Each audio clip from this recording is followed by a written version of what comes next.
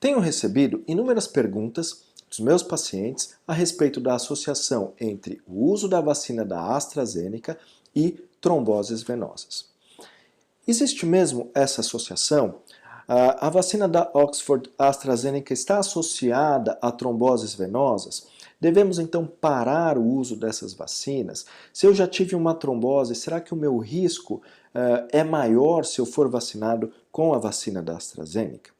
Se você também tem esse tipo de dúvida, se você se interessa por esse tipo de assunto, veja o nosso vídeo. E eu quero convidá-los a seguir o nosso Instagram e se inscrever no nosso canal do YouTube para receber esse tipo de conteúdo. Caso você conheça alguém que também se interesse por esse assunto, compartilhe com elas o nosso vídeo.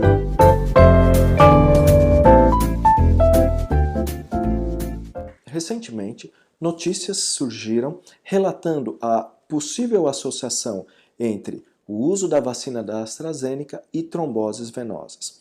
Houveram relatos de casos em mulheres jovens de 30 a 60 anos, sobretudo na Europa, 5 a 14 dias após a primeira dose dessa vacina, apresentaram eventos trombóticos. O número desses eventos girou em torno de 1 a cada 100 mil pessoas vacinadas até 1 a cada 250 mil pessoas vacinadas. O risco é mais ou menos 0,0001% a 0,0004%. Para se ter uma ideia, o risco de você morrer, por exemplo, de um raio caindo na sua cabeça aqui no Brasil é mais ou menos 1 em 1 milhão, que seria talvez umas 4 vezes maior do risco de você desenvolver uma trombose desencadeada pela vacina da AstraZeneca. No Brasil, nós tivemos apenas um caso em 4 milhões de pacientes vacinados até a semana retrasada. O risco de você morrer de avião, caso você entre num avião para fazer um voo, é de 1 para 4 milhões mais ou menos, que é mais ou menos o mesmo risco de você desencadear ou desenvolver um processo trombótico associado ao uso da vacina da AstraZeneca. Bom, se o risco é tão baixo, se é uma coisa tão pequena, como que eles podem afirmar que essas tromboses têm relação com a vacina e por que tanto alarde em cima deste fato, em cima dessas tromboses? Ocorre que essas tromboses aconteceram em lugares atípicos. Em geral, essas pacientes apresentavam tromboses no sistema nervoso central ou em veias do intestino. Esses não são locais comuns das tromboses. Na grande maioria das vezes, os pacientes têm tromboses nas pernas. Nesses casos, essas mulheres apresentaram tromboses em sistema nervoso central e intestinal. Nós chamamos essas tromboses de tromboses atípicas. Outro dado importante dessas tromboses é que elas vinham associadas a quedas do número das plaquetas, diminuição de plaquetas. Bom, para quem não sabe, as plaquetas são células do nosso corpo que estão diretamente relacionadas com a formação de coágulos. As plaquetas formam coágulos que fazem com que os sangramentos acabem. Então, em geral, se você tem uma queda de plaquetas, você tem menos trombose. É o inverso. Então, quando as plaquetas caem, você tende a ter sangramentos e não tromboses.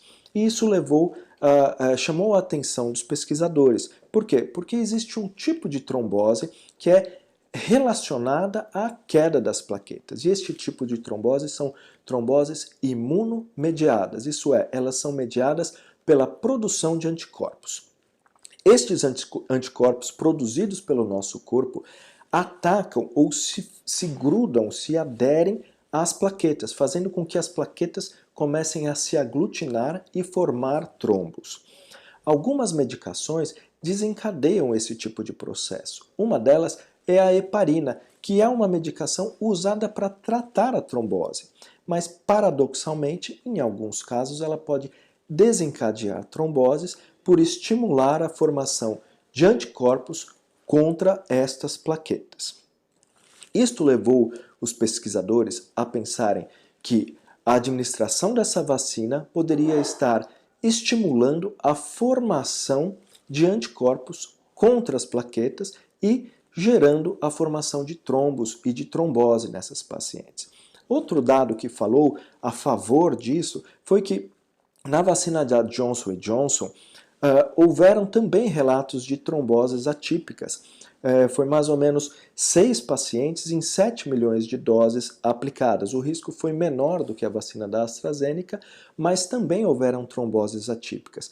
E o interessante é notar que a vacina da AstraZeneca e a vacina da Johnson Johnson são feitas de formas semelhantes. Elas utilizam vetores virais, que são outros vírus, e são colocados fragmentos do coronavírus dentro desses outros vírus, e essas vacinas são inoculadas, levando um pedaço do coronavírus que vai estimular a formação de anticorpos pelo nosso corpo. Portanto, acredita-se, a hipótese formada é de que estas vacinas induziriam a formação de anticorpos pelo nosso corpo que se grudariam às plaquetas, estimulando então a formação desses trombos em lugares atípicos.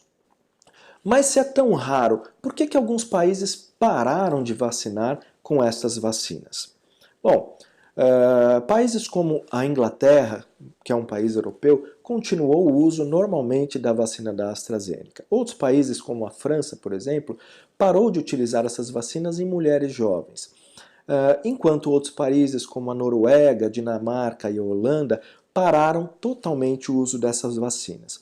Por que nesses países isso foi feito? Porque eles têm a opção de utilizar uma outra vacina, no caso a vacina da Pfizer, porque o número de casos e de mortes de coronavírus nesses lugares está controlado, e porque a incidência desses eventos lá foi maior do que a incidência em outros lugares. Por exemplo, no Brasil, aqui nós temos um caso para 4 milhões de pessoas vacinadas, enquanto nós temos recordes de mortes e recordes de casos. Por esse motivo, aqui no Brasil não faz sentido você parar de utilizar uma vacina dessa por causa de eventos raríssimos.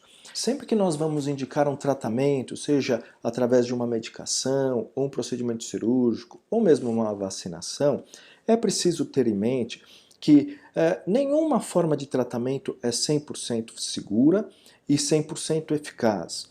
Todos os tipos de medicação, cirurgias e tratamentos têm associados riscos e eventos colaterais adversos. Além disso, não são 100% eficazes. Da mesma forma, as vacinas, elas têm uma eficácia que não é 100% e existem riscos associados ao seu uso. No caso das vacinas que têm sido utilizadas, elas têm uma eficácia muito boa e um risco de eventos colaterais extremamente baixo. Elas são bastante seguras. Portanto, minha recomendação é que você tome a vacina que estiver disponível no dia em que você for se vacinar, porque todas elas têm demonstrado uma eficácia muito alta e um risco de efeitos adversos extremamente baixo.